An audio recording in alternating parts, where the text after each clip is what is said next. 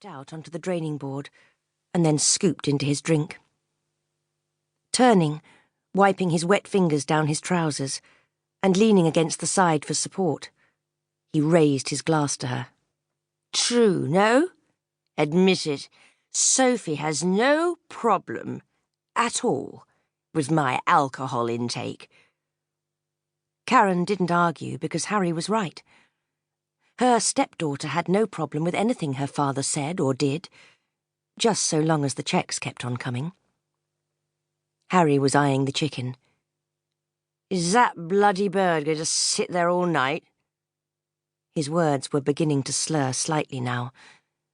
Karen marvelled at the amount of alcohol her husband, nearly 75, could consume and still be coherent. He pulled himself away from the worktop and weaved his way back to the table, grabbed his chair, and slumped back down. Bring it here. I'll carve the damn thing before it gets stone cold. She did as he asked, her gut dull with resentment. But she knew there was absolutely no point in tackling him when he was this far gone.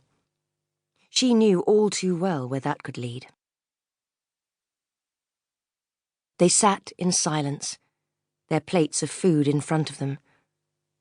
The kitchen seemed suddenly hot and airless to Karen, as she observed Harry attacking his meat and potatoes with gusto, piling, cramming the food into his mouth, as if he hadn't eaten in a week, gravy smearing his chin. He always ate like this, as if his life depended on it, as if he were trying to fill a bottomless pit. But in years past, she had enjoyed his appreciation of her cooking. Now she just saw it as greedy. Karen had no appetite.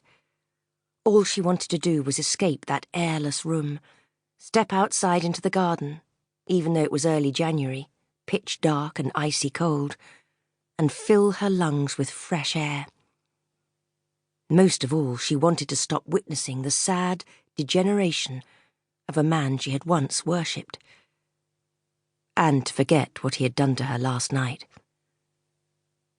It was Sophie's final day with them, the end of her stepdaughter's long and fraught Christmas visit.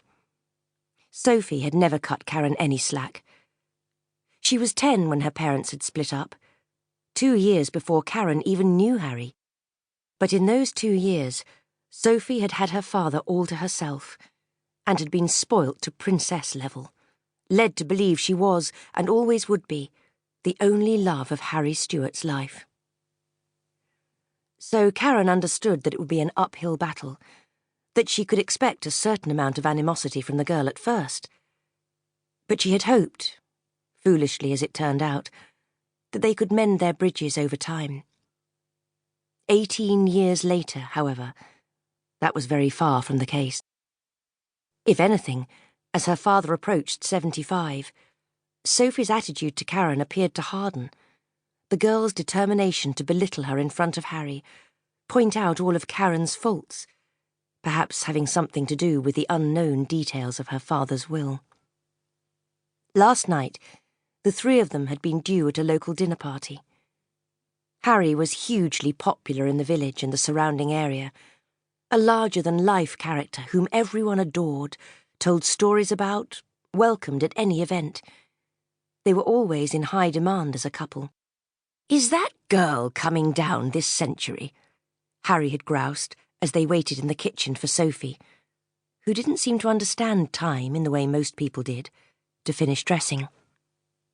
As usual, his mind permanently trained on the next source of his addiction, he reached for a glass from the cabinet and dragged the bottle off the tray in the corner.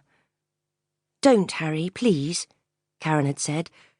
"You've already had a couple, and you can't arrive at the standings drunk. Think how embarrassing Sophie would find that." She'd known she was manipulating him, using his daughter as backup, but she didn't care. At first, he had just shaken his head, tutted and put the bottle down.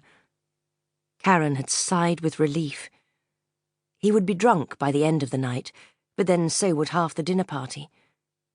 But as Sophie still failed to appear, he began pacing the room, clearly on edge.